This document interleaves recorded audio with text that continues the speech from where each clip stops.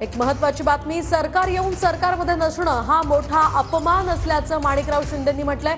माणिकराव शिंदेंनी छगन भुजबळ यांच्यावर नाव न घेता हा निशाणा साधलाय। अजित पवार छगन भुजबळांना नक्कीच संधी देतील असं हिरामण खोसकरांनी यावर म्हटलंय, तर अजित पवार आणि भुजबळांनी एकत्र यावं अशी विनंती करणार असल्याचंही खोसकर म्हणाले। आपण पाहतोय सध्या भुजबळ नाराज असल्याच्या चर्चा आहेत आणि त्यातच त्यांचे कट्टर विरोधक माणिकराव शिंदे यांनी त्यांच्यावर हे टीकास्त्र डागले। दुसरीकडे हिरामण खोसकर यांनी सुद्धा या संपूर्ण प्रकरणावर प्रतिक्रिया दिल्याचं आपण पाहतोय। तर सरकारमध्ये येऊन सुद्धा सरकारमध्ये नसणं हा मोठा अपमान असल्याची टीका माणिकराव शिंदेंनी भुजबळांवर केली आहे। माणिकराव शिंदे यांनी छगन भुजबळांवर नाव न घेता हा निशाणा साधलाय।